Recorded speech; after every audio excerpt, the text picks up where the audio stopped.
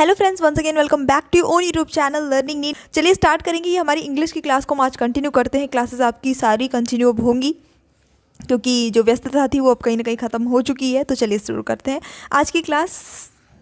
Okay, अगर आप channel पे न्यू है तो वीडियो को देख लीजिए और पसंद आए तो लाइक शेयर और सब्सक्राइब ज़रूर करिएगा। चलिए स्टार्ट करते हैं। तो आज का जो पहला प्रश्न है वो है वॉज शी हेल्प्ड। इसको पैसिव वॉइस में चेंज करना है आपको। बहुत ही हिंदी में मैं आपको समझा रही हूँ, लेकिन आपको कोशिश ये करनी है कि आप खुद से प्रश्न को समझें, क्योंकि एग्ज़ाम में खुद से ही समझना है, कोई हिंदी नहीं समझाएगा। वॉज शी हेल्प्ड ये आपका एक सेंटेंस है, इंट्रोगेटिव में है। पैसिव वॉइस में चेंज करेंगे तो क्या बनेगा। अब जिन लोगों ने मेरी थ्योरी वाली क्लास पढ़ी होगी पैसिव वॉइस की, उनको 3 रूल मैंने बताए थे, वही 3 रूल लेकर आपको पकड़ चलना है और आपका उत्तर आ जाएगा। तो जब वॉज लगा हुआ है, तो जब आप चेंज करेंगे तो किस में परिवर्तित होगा। तो यहाँ पे सही आंसर जो होगा आपका ऑप्शन नंबर ए आ जाता है, क्योंकि डिड आ जाना चाहिए। जब वॉज लगा है तो डिड आ जाना चाहिए। तो यहाँ पे डिड दे हेल्प हर, ये सही आंसर इसका हो जाएगा। ठीक है, पैसिव वॉइस में डिड दे हेल्प हर। अब दे कोई भी हो सकता है, क्योंकि यहाँ पे भी मेंशन नहीं है कि किसके द्वारा हेल्प की गई, इसकी यहाँ पे मेंशन नहीं है। वो कई लोग हो सकते हैं, वो कोई भी लोग हो सकते हैं। इस वजह से यहाँ पे दे का यूज़ अपनी कॉमन सेंस का यूज़ करते हुए किया गया है। वॉज ही लगा है तो वॉज तो होगा ही नहीं, हमेशा बदलता है, आपको पता है ये चीज़। ठीक है, हमने रूल्स में पढ़ा हुआ है कि ये है तो ये हो जाएगा, ये है तो ये हो जाएगा। तो वॉज लगा है तो वॉज सेम तो होगा ही नहीं, तो ये वैसे भी नहीं हो सकता। और जब अगर बी नहीं होगा तो बोथ ए एंड बी कहाँ से होगा, वो भी नहीं होगा। My parents rather than I blank ready to do it, ये इट होगा, आई टी है। ठीक है, आई लगा हुआ है, इट है। इज आर एम और none of these. My parents rather than I blank ready to do it. अब जब कभी भी ऐसी सिचुएशन होती है तो जो भी आप हेल्पिंग वर्ब यूज़ करते हैं वो हमेशा पहले वाले सब्जेक्ट के अकॉर्डिंग ही यूज़ करेंगे। अब बी ए लिखा है माई पेरेंट्स, पेरेंट्स का मतलब अभिभावक, माता पिता दोनों आ जाते हैं इसमें। ठीक है, ये आपका जो है बहुवचन हो जाता है। बहुवचन के साथ क्या लगेगा, आर लगेगा। तो बिल्कुल सही आंसर इसका आपका ऑप्शन नंबर बी हो जाता है। बढ़ेंगे हमारे अगले प्रश्न की ओर। सिनोनिम बताना है एबंडेंट का। एम्पल, प्लेंटिफुल, कोपियस, ये ऑल कैन बी करेक्ट, यानी ये सारे सही हो सकते हैं।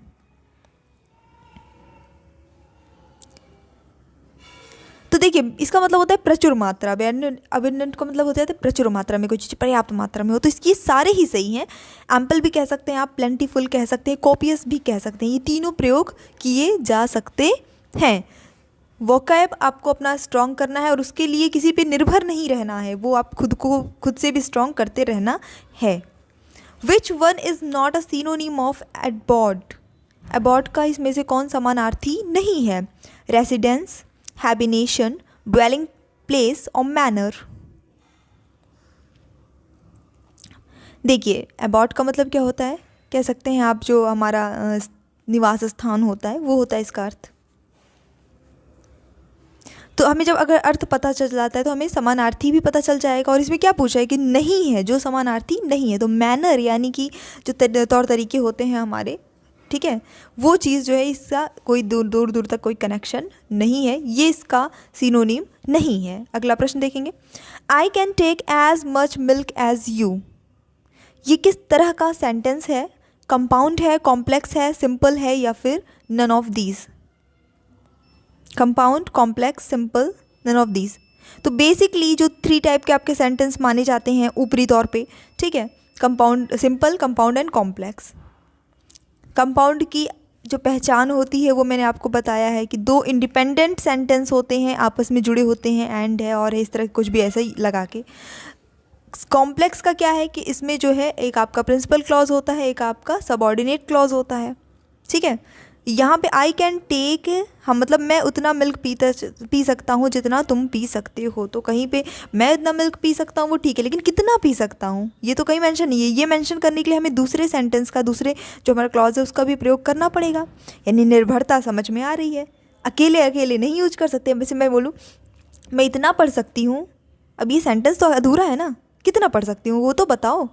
मैं इतना पढ़ सकती हूँ कि मैं एग्ज़ाम पास कर जाऊँगी, मतलब एक दूसरे सेंटेंस की ज़रूरत पड़ रही है अपने पहले सेंटेंस को कंप्लीट करने के लिए, तो वो इस सिचुएशन में आपका कॉम्प्लेक्स सेंटेंस होता है। ठीक है, क्लियर हो गया? चलिए बढ़ते हैं, एक बार लाइक कर दीजिएगा सभी लोग फटाफट से। अब जो हमारा अगला क्वेश्चन है उसमें हम देख लेते हैं। The clerk said to the principal, sir grant me 2 days leave. Clerk ने प्रिंसिपल से कहा कि सर मुझे 2 दिन की छुट्टी दे दीजिए। ध्यान दीजिएगा कैसे कहा, सर मुझे 2 दिन की छुट्टी दे दीजिए, महोदय मुझे 2 दिन का अवकाश देने की कृपा करें, ऐसा कुछ है ना। अब इसको आपको इनडायरेक्ट स्पीच में चेंज करना है।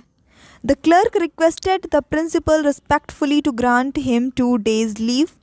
The clerk requested to the principal to grant him 2 days leave. The clerk की स्पेलिंग यहाँ रॉन्ग है, ध्यान दीजिएगा। Asked the principal to grant him 2 days leave, या इनमें से कोई नहीं।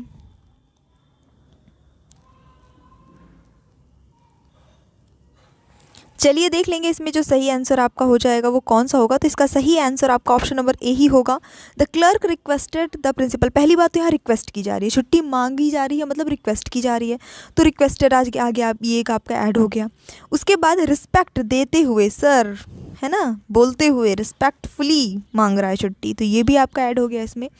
To grant him 2 days leave, ये तो बाकी आपका जो बेसिक रूल होता है बाकी सब कुछ वही अप्लाई हुआ है, सिर्फ 2 वर्ड आपके एक्स्ट्रा आए हैं। रिक्वेस्टेड आ गया क्योंकि यहाँ रिक्वेस्ट की जा रही है, क्योंकि थोड़ा रिस्पेक्ट दे के रिक्वेस्ट की जा रही है इसलिए रिस्पेक्टफुली भी आ गया। रिक्वेस्टेड के बाद यहाँ पे आपको टू लगाने की कोई भी आवश्यकता नहीं होती है। जैसे आई रिक्वेस्टेड हिम, मैंने उससे रिक्वेस्ट की, ठीक है, तो मैंने रिक्वेस्टेड और हिम के बीच में टू नहीं लगाया, आई रिक्वेस्टेड टू हिम, ये लगाने की ज़रूरत नहीं है, ठीक है। तो इस वजह से टू यहाँ पे नहीं लगेगा, इसमें मैंने टू ऐड कर दिया है ताकि आप कंफ्यूज हो जाएं, ठीक है। चलिए देखते हैं next question. Phrase pull up means, pull up का मतलब क्या होता है? Destroy, improve, scold, choose. ये एक फ्रेज़ है पुलअप, इसका अर्थ क्या होगा?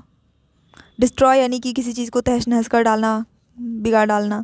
इम्प्रूव कर देना यानी कि किसी चीज़ में सुधार कर देना। स्कॉल्ड मीन डांटना होता है। चूज़ मतलब चुनना होता है। सो करेक्ट आंसर यहाँ पे जो हो जाएगा वो हो जाएगा आपका स्कॉल्ड। क्या हो जाएगा? स्कॉल्ड मीन्स डांटना। तो पुल अप फ्रेज कहीं कहीं पे यूज़ हो जाता है स्कॉल्ड के रूप में, डांटने के लिए भी यूज़ हो जाता है। अब पुल के साथ ही अप लगा देंगे तो मीनिंग अलग, डाउन लगा देंगे तो मीनिंग अलग, यानी कि एक ही, जब आपके फ्रेज जो बनते हैं, एडम एंड फ्रेजेस वाला चैप्टर जो आप पढ़ते हैं उसमें एक ही वर्ड पे अलग अलग वर्ड लगाने से अलग अलग फ्रेजेस बनते हैं और उन अलग अलग फ्रेजेस का अलग अलग अर्थ होता है। तो मैंने ये डिसाइड किया है कि मैं अब आपको डेली फ्रेज के भी क्वेश्चंस कुछ ना कुछ आपके सेट में इंक्लूड किया करूं, क्योंकि बहुत ही माइनर, जैसे अप की जगह बस कुछ और वर्ड लग दिया तो पूरा ही अर्थ परिवर्तन हो जाएगा, मिलता जुलता भी नहीं रहेगा। तो इसको थोड़ा सा ध्यान देना ज़रूरी है। Phrase set forth means, set forth भी एक फ्रेज है जिसका अर्थ क्या होगा? Declare, reject, spinster, meet suddenly. Declare मतलब किसी चीज़ को घोषित कर देना, रिजेक्ट कर देना, स्पिंस्टर या मीट सडनली।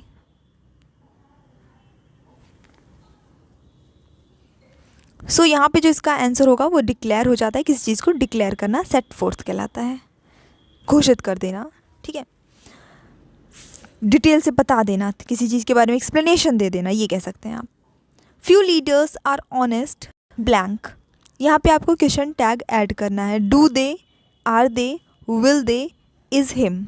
फ्यू लीडर्स, कुछ लीडर्स की बात हो रही है, यानी एक नहीं है, अनेक हैं, एक से अधिक हैं। कुछ जो है नेता, जो लीडर्स होते हैं वो ईमानदार होते हैं। तो यहाँ पे क्या लगेगा? क्योंकि आर ऑनेस्ट की बात हो रही है तो हमें उसी टेंस में रहना है, हमें अपना टेंस नहीं चेंज करना है।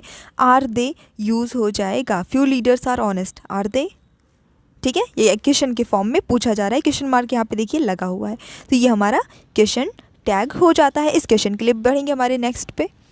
Phrase bear away means, bear away का मतलब क्या होता है? Tolerate patiently, win, care for a child, none of these. Bear away means किसी चीज़ को चुपचाप बर्दाश्त कर लेना, जीत जाना, एक बच्चे की केयर करना, या फिर इनमें से कोई नहीं। बहुत ही अलग सा मीनिंग आता है, बहुत ही अलग सा मीनिंग आ जाता है जब आप ये सब सॉल्व करते हैं।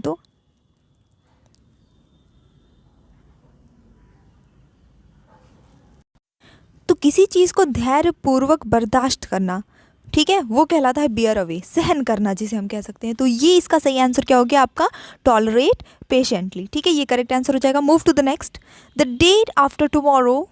इनडायरेक्ट नरेशन करना है आपको, इसको चेंज करना है। अगर करते हैं हम द डे आफ्टर टुमारो, कोई भी सेंटेंस है, आप समझिए क्वेश्चन को, कोई भी सेंटेंस है उसमें यूज़ हुआ है द डे आफ्टर टुमारो।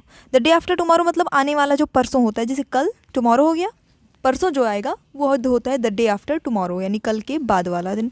ये अगर किसी डायरेक्ट नरेशन के सेंटेंस में लिखा है और उस सेंटेंस को हम इनडायरेक्ट नरेशन में चेंज कर रहे हैं, तो इसको हम किस रूप में परिवर्तित करेंगे। जैसे स्टरडे को द प्रीवियस डे, टुमारो को द नेक्स्ट डे में हम चेंज करते हैं, वैसे ही द डे आफ्टर टुमारो को हम किस में चेंज करेंगे। मेरे ख्याल से प्रश्न में बहुत अच्छे से समझाने की कोशिश कर रही हूँ, तो फटाफट से एक बार लाइक करिएगा। After next 2 days, in 2 days time, in previous 2 days, all are correct, यानी ये सारे ही सही हैं।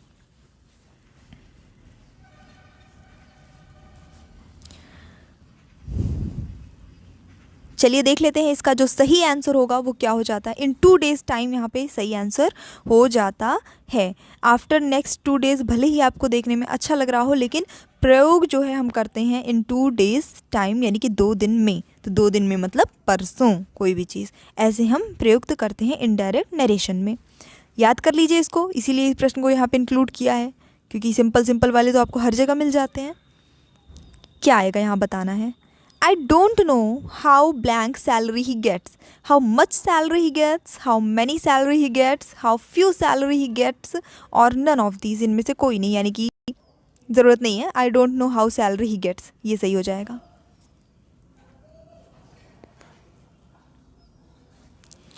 चलिए फिर देख लेते हैं यहाँ पे सही आंसर क्या होता है। तो हाउ मच, देखिए सैलरी एक मिलती है इंसान को, सैलरी कई मिल सकती है, वो एक अलग बात है, पर सैलरी जो मिलती है तो हम ये बोलते हैं कि हमें नहीं पता कि उसे कितनी सैलरी मिलती है। अब वो कितनी का मतलब ये नहीं है कि नंबर है कि उसको 2 सैलरी मिलती है, उसको 4 सैलरी मिलती है, ये नहीं। वो होता है अमाउंट, कि उसको 10,000 मिलता है, 20,000 मिलता है, 50,000 मिलता है, ये अमाउंट की बात हो रही है। तो कितनी ज़्यादा सैलरी, कम ज़्यादा की बात हो रही है यहाँ पे। इस वजह से हम मच का यूज़ करेंगे। मैनी का यूज़ और फ्यू का यूज़ नंबर गिनने के लिए, जैसे अगर वो कहते ना उसको 2-3 सैलरी मिल रही हो, उसको 10-20 सैलरी मिल रही हो, तो वो हम मैनी फ्यू का यूज़ कर सकते हैं। बट सैलरी के साथ ऐसा नहीं होता है, ठीक है। सैलरी कम या ज़्यादा की बात होती है, अमाउंट की बात होती है, तो यहाँ पे मच प्रयुक्त होगा। He is hopeful, change into negative, इसको निगेटिव में बदलना है। He is hopeful. होपफुल क्या होता है, होप मतलब होती है आशा, उम्मीदें। होपफुल मतलब जो आशावादी होते हैं, वैसे ऑप्टिमिस्टिक कहते हैं आशावादी को, बट होपफुल यानी किसी चीज़ से जिसको उम्मीद हो। He is not hopeful, he is hopeless, he is not without hope, is he hopeful. Negative में चेंज करना है। तो देखिए एक यहाँ पे आपको प्लस पॉइंट है कि एक ऑप्शन तो आप पहले ही हटा दीजिए। क्यों? क्योंकि ये तो इंट्रोगेटिव सेंटेंस है, बदलना है निगेटिव में, तो एक तो आपका हट गया, बचे हैं 3। ही इज़ होपफुल निगेटिव में चेंज करिए। तो मैंने आपको ये कई बार बताया है कि जब आप सेंटेंस को एक रूप से दूसरे रूप में परिवर्तित करते हैं तो आपका अर्थ परिवर्तन कभी नहीं होना चाहिए, सिर्फ सेंटेंस का स्ट्रक्चर चेंज होना चाहिए। जैसे अगर आप निगेटिव में चेंज कर रहे हैं तो उसमें नॉट वर्ड आ जाना चाहिए, नेवर वर्ड आ जाना चाहिए, नो आ जाना चाहिए, लेकिन उसका अर्थ नहीं परिवर्तित होना चाहिए। अब अगर हम पहले वाला लेके चलते हैं, ही इज़ नॉट होपफुल, तो ये तो अर्थ ही परिवर्तन हो गया ना। एक जगह हम कह रहे हैं वो होपफुल है, दूसरी जगह हम कह रहे हैं वो होपफुल नहीं है। हमने पूरा मतलब इंसान की फितरत ही बदल दी, गलत हो गया कि नहीं। ठीक है, ये बच्चों को पढ़ाने के लिए अच्छा लगता है, Ram is going to school, Ram is not going to school, वो बच्चों को समझाने के लिए ठीक रहता है। लेकिन रियल में आप जब कॉम्पिटेटिव एग्जाम फेस करेंगे वहाँ पे ऐसा कर देंगे तो देखिए हो जाएगा गलत, नंबर कट जाएंगे। दूसरा देख लेते हैं, ही इज़ होपलेस, वो होपलेस है, बात तो सही है, यहाँ पे अर्थ परिवर्तन हो रहा है। यहाँ पे वो होपफुल है, ये होपलेस है, यहाँ पे भी अर्थ परिवर्तन हो गया, कहीं कहाँ वो आशावादी था और कहाँ ये निराशावादी हो गया एक तरह से, मतलब इसको उम्मीद नहीं है किसी चीज़ से। छोड़िए इसको भी, बचता क्या है, he is not without hope, वो बिना आशा के नहीं है, मतलब वो उसके पास आशाएं हैं, वो होपफुल है। लेकिन नॉट भी आ गया हमारा सेंटेंस में एक साथ, तो हमारा जो सेंटेंस है वो निगेटिव भी हो गया और हमारा स्ट्रक्चर भी मतलब जो चेंज हो गया निगेटिव वाला, हमारा अर्थ भी परिवर्तन नहीं हुआ। जो हम यहाँ पे कहना चाह रहे हैं वही चीज़ हम यहाँ पे भी कह रहे हैं, सिर्फ कहने का तरीका अलग है। आया समझ में? चलिए बढ़ते हैं अगले प्रश्न की ओर। I am smelling something burning, ये एक सेंटेंस है, इसमें कोई एक हिस्सा है जो गलत है, बताइए कौन सा हिस्सा। आई am smelling burning nothing is wrong, मतलब कि सब कुछ सही है, कुछ भी गलत नहीं है। आई एम स्मेलिंग समथिंग बर्निंग, मैं कुछ जलता हुआ सूंघ रही हूँ या मुझे कुछ जलता हुआ महक रहा है, ये कहने की यहाँ पे कोशिश हो रही है।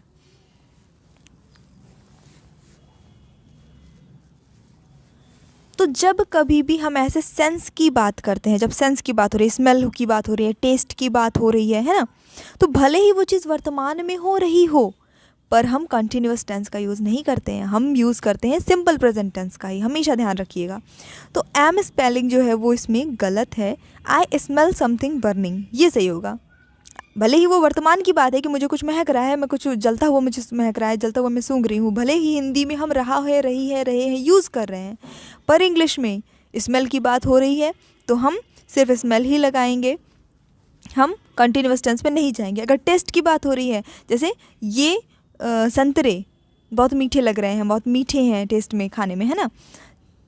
जैसे हम मान लीजिए आप संतरा खा रहे हैं वर्तमान में, मान लीजिए सपोज़ आप अभी खा रहे हैं और आपके अगल बगल कोई बैठा है, आप उसको बता रहे हैं कि बहुत मीठा है, संतरे बहुत मीठे हैं, तो आप क्या करेंगे, these oranges are tasting very sweet, तो ये गलत हो जाएगा क्योंकि बात टेस्ट की हो रही है। These oranges taste very sweet, यानी कि सिंपल प्रेजेंट टेंस का ही आप हेल्पिंग वर्ब बोल रहे हैं, वर्ब की फॉर्म यूज़ करेंगे।